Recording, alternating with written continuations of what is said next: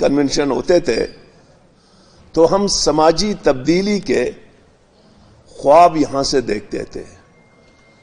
نقطۂ نظر کچھ ترقی پسندانہ تھا، لیکن خواب یہیں سے جنم لینے شروع ہوئے. اس کے بعد افغان انقلاب آیا، ایرانی انقلاب آئے، تو دنیا تو خوابوں پہ ہے، اور ہم سمجھتے ہیں کہ خواب دیکھنا کوئی بری بات نہیں ہے. خواب دیکھنا چاہیے اور ان کو امپلیمنٹ بھی کرنا چاہیے.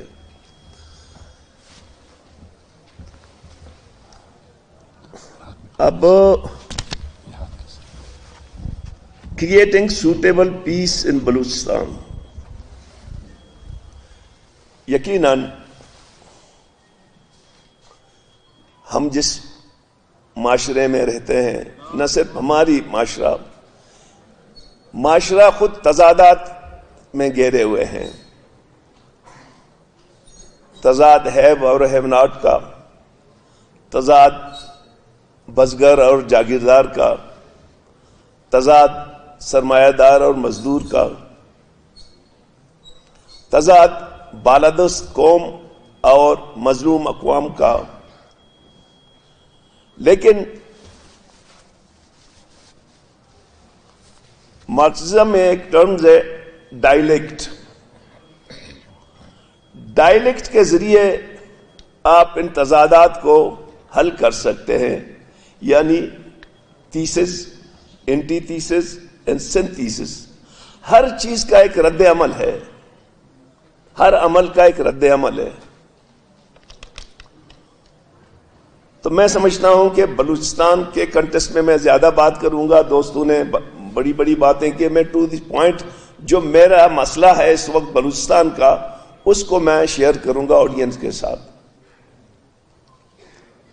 شاید بہت سے مسئلے پاکستان کے بھی مسئلے ہیں، لیکن سب سے بڑا مسئلہ جو پیس کو توڑتا ہے، وہ کہتے ہیں نا پیس دی پیس فار دی پیس، وہ ہے تضادات کو حل نہ کرنا. اگر اس 75 سال میں وہ بنیادی تضادات حل ہوتے تو شاید ہمیں بار بار ان چیزوں کو ریپیٹ کرنے کی ضرورت نہیں. وہ کیا ہے؟ نمبر 1، عوام کی بالادستی. جب تک اس ملک میں ہم عوام کو طاقت کا سرچشمہ نہیں مانیں گے، پارلیمنٹ سپریم نہیں ہوگا، اس وقت تک یہاں سیاسی اور معاشی مشکلات ہوں گے. میں سمجھتا ہوں کہ ہم سب بیٹھے ہوئے ہیں، مجھ سے زیادہ جاننے والے لوگ ہیں، لیکن جو سوسائٹی آگے گئی ہیں ان میں عوام کی طاقت کا سرچشمہ مانا جاتا ہے. میرا پہلا سوال یہی ہوگا، تجویز ہوگا، بلکہ تجویز ہوگا، سوال نہیں ہوگا، کہ ملک میں آزادانہ، غیر جانبدارانہ، منصفانہ الیکشن ہونی چاہیے. جو ہمارے ساتھ ہوتا ہے الیکشنوں میں ہم بالکل جواب دہ ہیں، لیکن جو ہمارے ساتھ الیکشنوں میں ہوتے ہیں بلوچستان میں، اس کو اگر آپ ریپیٹ کرو گے تو مشکلات زیادہ ہوں گے. شاید بہت سے دوست میرے ساتھ اختلاف رکھیں گے، لیکن چونکہ میں ایک پرو پیپل، ڈیموکریٹ، پرو فیڈریشنز پارٹی کا ہیڈ ہوں، تو میں سمجھتا ہوں کہ پاکستان کا نمبر 1 مسئلہ نہ مارشل لا ہے، نہ زوراوری ہے، عوام کی بالادستی کو، پارلیمنٹ کے سپرمیسی کو ماننا ہے اور ملک کو 1973 کے کانسٹیٹیوشن کے مطابق چلانا ہے. ادروائز آپ جتنے تجربے کریں گے وہ ناکام ہوں گے. دوسرا جو بلوچستان سے متعلق ہے وہ یہ ہے کہ پچھلے 20-22 سال سے بلوچستان میں انسرجنسی شروع ہے اور یہ بلوچستان کی تاریخ میں سب سے جو زیادہ وقت لی ہے وہ یہی انسرجنسی. اس سے پہلے جتنے انسرجنسی تھے وہ اتنے لمبے نہیں تھے، کیونکہ بیچ دا اسٹوڈنٹ ہمیں کافی، ہمارے جو بزرگ تھے نیشنل عوامی پارٹی کے پختون اور بلوچ اور دوسرے ترقی پسند لوگ، ہمیں ان کے ساتھ کام کرنے کا موقع ملا ہے. ہم نے ان سے بہت کچھ سیکھا ہے. وہ ہر وقت ڈائیلاگ پہ یقین کرتے تھے، چونکہ وہ ہمارے قائدین ہیں. میں آج بھی سمجھتا ہوں کہ بلوچستان میں لو انٹینسٹی ہے، میڈیم انٹینسٹی ہے، ہائی انٹینسٹی انسرجنسی ہے، but that should be treated in form of dialogue. بندوق سے آپ ٹھیک نہیں کر سکتے ہیں. میں معذرت چاہتا ہوں، 22 سال ہو گئے ہیں اور ہم بلیڈ کر رہے ہیں. 22 سالوں میں یہاں کا نوجوان متاثر ہوا ہے. اگر میں اس وقت ایپی سینٹر میں رہتا ہوں انسرجنسی کی تربت میں، تو مجھے پتا ہے کہ کتنے نقصان ہوئے ہیں. اور میں ایک بار نہیں، ریپیٹڈلی میں کہتا ہوں کہ اس کا حل بندوق نہیں ہے، بات چیت ہے. اور اس بات چیت کے لیے ہمیں ایک ایسا کانفیڈنس بلڈنگ میئر لینے کی ضرورت ہے جو سنجیدہ ہو. نمبر 1، ہم جو ڈس اپیئرنس کا ایشو ہے اس کو حل کریں اور ایسی ماحول پیدا کریں جو مجھے بار بار گھر جاتے ہوئے یہ بتانا نہیں پڑے کہ میں ڈاکٹر مالک ہوں اور اپنے گھر جا رہا ہوں.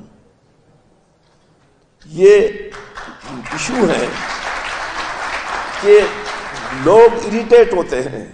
میں اریٹیٹ نہیں ہوتا ہوں کیونکہ میں لا کو فالو کرنے والا آدمی ہوں، لیکن ہمارے جو لوگ ہیں وہ اریٹیٹ ہوتے ہیں. کسی بس میں جا رہے ہیں، بس میں اگر 40 بندے ہیں تو 40 کے 40 کو آپ ناپتے ہیں، تولتے ہیں. بے شک ان کے پاس کچھ بھی نہ ہو، لیکن اس کی جو اریٹیشنز ہے وہ بڑھتا ہے. تو آپ کو ان رویوں میں ریاست کو تبدیلی لانے کی ضرورت ہے. اور میں چونکہ سمجھتا ہوں کہ میں نے ان چیزوں کو قریب سے دیکھا بھی ہے، 70s کے انسرجنسیز، اور اس انسرجنسیز کو بھی قریب سے دیکھا ہے. میں نے نیگوشیشن کی بھی کوشش کی، میں ایک حد تک کامیاب ہی رہا، بٹ انفارچونیٹلی ہم اس کو اچیو نہیں کر سکے. ریزن میں ابھی نہیں جاؤں گا.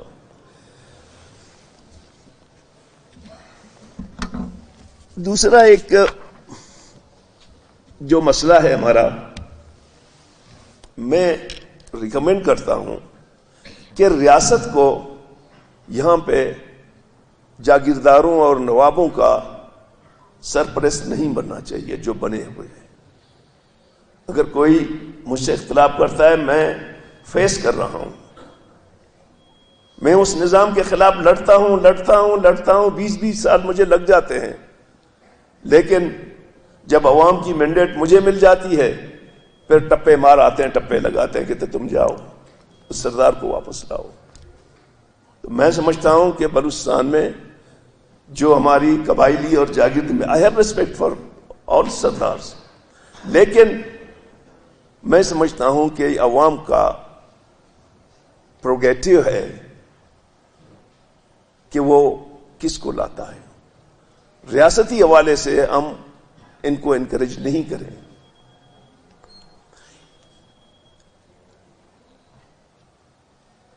باقی رہا ہمارے جو معاشی مسئلے ہیں جو سبب بنتے ہیں سیاسی مسئلوں کے، وہ ہے 75 سال کی محرومیاں.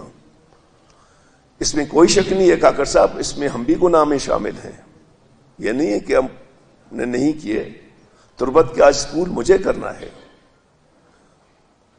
کوئٹہ کا ہاسپٹل مجھے کرنا ہے، لیکن آپ مجھے بتائیں کہ گیس کے ساتھ کیا ہوا. درد بری داستان نہیں اٹھاؤں گا. 57 میں نکلا، سارے پاکستان میں گیا، تمام کارخانے آباد کیے، تمام کھیت سرسبز کیے، لیکن ڈیرہ بگٹی کو خوشحال نہیں کر سکا. اگر کاش کے چاہے وفاقی حکومت ہوتی یا پرووینشل حکومت، آج ڈیرہ بگٹی اگر ایک مثالی ضلع ہوتا تو ہر کوئی ہاتھ میں پکڑ کے کہتے آؤ میرا وسائل نکالا اور مجھ پہ خرچ کرو. کیوں ریزسٹ ہو رہی ہے؟ دال بندی میں آپ بھی گئے، میں بھی جاتا ہوں سال میں 1-2 بار میری پارٹی کے حوالے سے. سندھ کے ساتھ کیا ہوا؟ پچھلے 30 سالوں میں سے 50% لے رہا ہے جو ہے نا چائنا، 48% لے رہا ہے فیڈرل گورنمنٹ، 2% مل رہے ہیں بلوچستان کو. آج بھی جو چاغی ڈسٹرکٹ ہے وہ انتہائی بیکورڈ ترین ڈسٹرکٹوں میں ہے. کالجز تو میں نے دیا 93 میں، اس سے اس کو کوئی فائدہ نہیں ملا. اگر آج سندک کے پیسے چاغی کے عوام پہ خرچ ہوتے تو میں یقیناً کہتا ہوں کہ ریکارڈ ایکٹ پہ لوگ مزاحمت نہیں کرتے. ریکارڈ ایکٹ پہ کیوں ہم رجسٹ کر رہے ہیں؟ ریزن یہی ہے کہ بلوچستان کے پاس تو یہی کچھ ہے. یہ جو وسائل لٹ جائیں گے پھر تو ہم ہی کہیں گے کہ آپ لوگ تو ویسی خسارے کے صوبہ ہو، پھر ہمارے پاس تو کچھ نہیں ہوگا. Human rights, human development index میں ہم پیچھے ہیں. اب سی پیک پہ آ جائیں، گوادر دیکھیں، ہم ایسے نہیں روتے عبداللہ صاحب، ہمارے کچھ گریونسز ہیں. اب گوادر پورٹ میں پڑھا لکھا سیاسی کارکن ہوں، 93% آپ چائنا کو دیتے ہو، 7% جو ہے نا فیڈرل گورنمنٹ کو دیتے ہو. بلوچستان اور گوادر کو ٹکا نہیں ملے گا تو پھر میں کیا کہوں؟ میں شاباش دے دوں؟ وسائل میرا ہے، میں سے مطلب بلوچستان کا ہے جو پاکستان کا حصہ ہے، لیکن وہاں آپ کہتے ہیں لوکل ٹیکس آپ نہیں لگا سکتے ہیں. جو ریونیو ہے میرا، نہ ریونیو میں شیئر ہے، نہ بزنس میں میرا شیئر ہے، نہ سروسز میں میرا شیئر ہے. اگر مجھے تکلیف ہے وہ یہ ہے کہ ایسا نہ ہو کہ کل گوادر میں مائنارٹی میں چلا جاؤں، میرے جو قومی زبان ہے، میرا وجود ہے، وہ ختم ہو جائے. اب اگر ان چیزوں پہ بات کرتے ہیں تو پر مشکل ہو جاتا ہے. وہ کہتے ہیں کہ بدلنا ہے تو رندوں سے کہو اپنا چلن بدلیں، فقط ساقی بدلنے سے میخانے نہ بدلیں گے. جب تک رویوں میں تبدیلی نہیں آئے گی. آج اگر گوادر میں